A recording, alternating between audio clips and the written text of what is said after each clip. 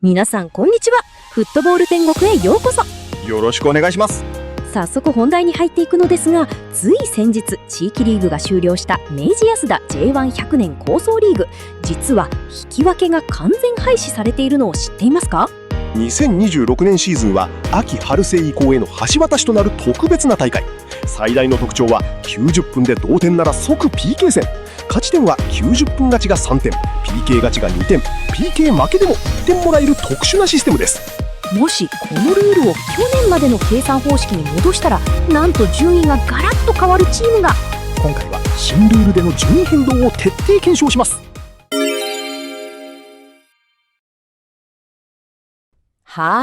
では第18節地域リーグラウンド全日程終了時点の順位表を見ていきましょう。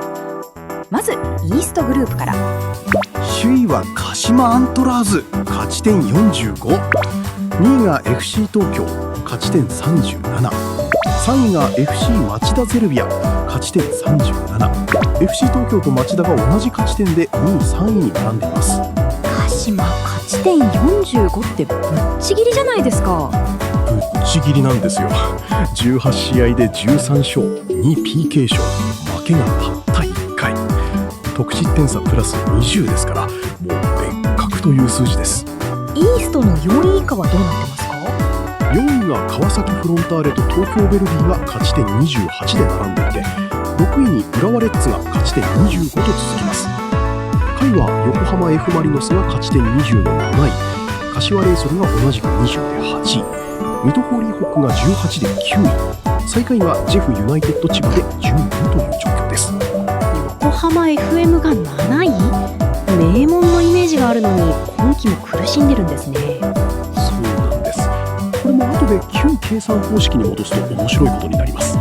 続いてウエストもお願いします。ウエストは首位はヴィッセル神戸で勝ち点30、2位がセレッソ大阪と名古屋グランパスが勝ち点31で並んでいます。4位がサンフレッチェ広島で30、5位がガンバ大阪で28。ガンバが5位なんですね。 ACL2 で優勝して今年は調子いいイメージがあったんですけど。はい、これも実は新ルールがあってこその5位なんですよ。これが後で大きなポイントになります。気になりますね。下位は6位がファジアーノ岡山で26、7位清水エスパルス24、8位京都さんが23と続いて、9位ウィンファーレン長崎21、最下位がアビスパ福岡で21。ウエストは長崎と福岡が同じ21ポイントで最下位争いをしています。なかなか厳しい順位のチームも多いですね。じゃあいよいよ旧計算方式に戻したらのお時間ですね。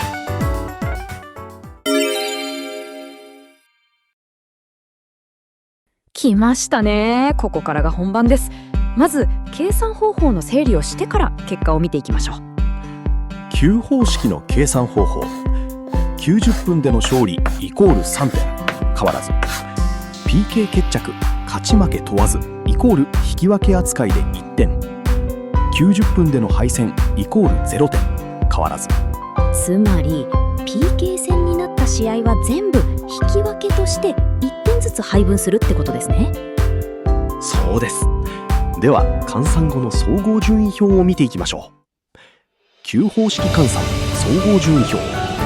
1位鹿島アントラーズ43点、2位ヴィッセル神戸33点、3位 FC 東京33点、4位 FC 町田ゼルビア32点、5位名古屋グランパス29点、6位サンフレッチェ広島28点、7位セレッソ大阪27点、8位浦和レッズ25点、9位川崎フロンターレ25点、10位東京ベルディ25点、11位ファジアーノ岡山24点、12位ガンバ大阪23点、13位横浜 F ・マリノス20点、14位清水エスパルス20点、15位京都サンガ FC 20点、16位ウィンファーレン長崎20点、17位柏レイソル19点、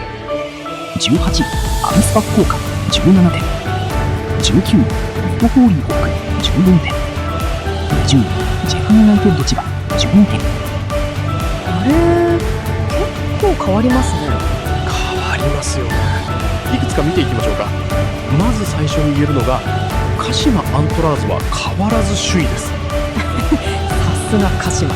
勝点は45から43に下がりますが、2位に10点差をつけていたのが、それでも2位に最低10点差をつける状態は変わらず、本当にシステムに依存しない自力の強さですよね。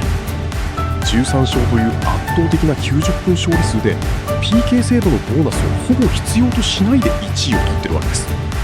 じゃあ一番得をしたチームはどこですか？これが今日一番の見どころなんですけど、ガンバ大阪と FC 町田ゼルビアです。ガンバ？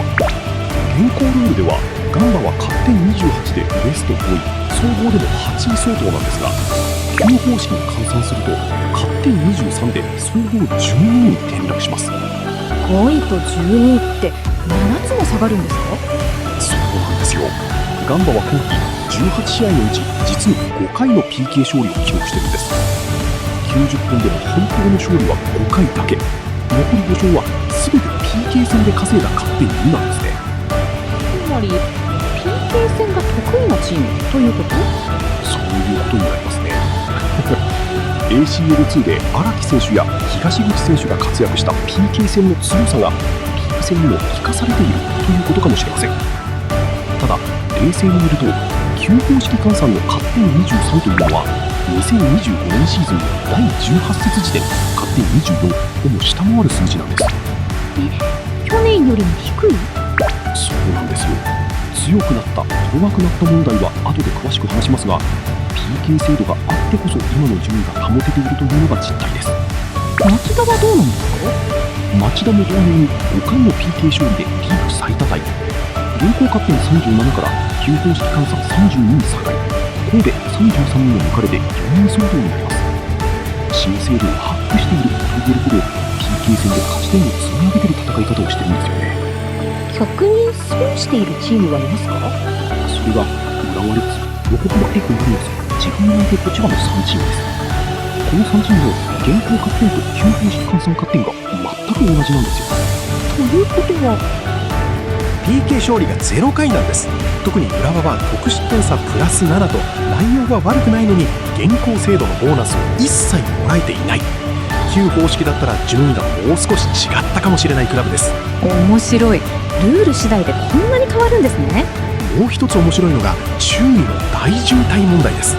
旧方式換算だと勝ち点20のラインに横浜 SM、清水、京都、長崎の4チームが並ぶんですよ。4チームが同じ勝点。現行制度ではこの中で PK 戦に勝てたチームと勝てなかったチームで順位差がついてるわけです。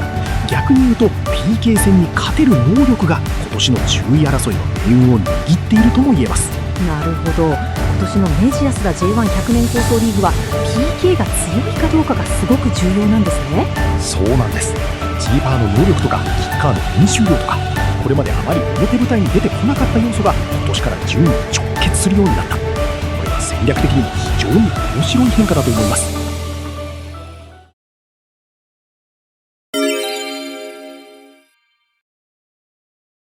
さてここからガンバ大阪は強くなってる弱くなってるという比較分析もやってもらえるんでしたっけ？はい、せっかくなのでやりましょう。第18節終了時点のデータで2024、2025、2026の3シーズンを比較してみます。得点は年々上がってるけど、そこなんですよね。得点は2024の19点から2026の26点まで着実に伸びているんです。攻撃力は本物の向上と言えます。でも90分での勝利数が2024年に10勝あったのに今年は5勝だけ？そうなんです。ここが強くなった弱くなったが難しいところで、攻撃力は確実に上がっている。守備も2025年の崩壊26失点から22失点に立て直しつつある。でも90分でしっかり勝ち切る力という意味では2024年の10勝に比べてまだ届いていない。じゃあ結論的には2025年の底からは確実に回復している。でも最高潮だった2024年には戻りきれていない。これが正確な評価だと思います。そして今年の上位という見た目は PK 制度のボーナスに支えられている部分が大きい。わかりやすい。 ACL2 も優勝して今年は話題が多いシーズンでしたけど、リーグ的にはまだ進化途中という感じですね。まさにそうですね。どうすれば90分で決着をつけられるか、これが来年以降のガンバの課題だと思います。では最後にまとめをお願いします。はい、今日のまとめです。1、鹿島アントラーズは計算方式が変わっても首位不動。自力の強さはシステムを超える。2、新制度の最大の恩恵チームは町田とガンバ大阪。5回の PK 勝利が現在の順位を支えている。3、損しているチームは浦和、横浜 F ・マリノス、千葉。 PK 勝利0回。旧方式でも勝ち点は変わらない。4、注意は旧方式だと4チームが勝ち点20で大渋滞。 PK の勝ち負けが命運を分けている。5、ガンバ大阪は回復途中。攻撃力は過去最高。でも90分で勝ち切る力が課題。2026年の J リーグ、見方が変わった気がします。あのチームが上位なのは PK 戦が強いからって思いながら見ると、また違う面白さがありますね。そうなんです。今年のプレーオフラウンドでは地域リーグで多くの PK 戦を経験した町田や FC 東京がそのアドバンテージを生かせるかどうかも注目ポイントです。見逃せないですね。さて皆さん、今日の動画は楽しんでいただけましたか？実は今回のテーマについてもう少し深く考察している場所があるんです。それがフットボール天国ノートです。今回のテーマだけでなく、ガンバ大阪の試合前のプレビュー、試合結果の振り返り、ガンバ大阪だけでなく日本代表の試合や明治安田 J1100 年構想リーグで対戦したチームの分析まで、 ACL2 の試合の振り返りもしています。もちろんクリスティアーノ・ロナウドと対戦したあの試合も。各記事6000文字を超える膨大な情報量があなたを待っています。気になる方はこの動画の概要欄からぜひご覧ください。それではまた機会があればフットボール天国でお会いしましょう。ありがとうございました。ありがとうございました。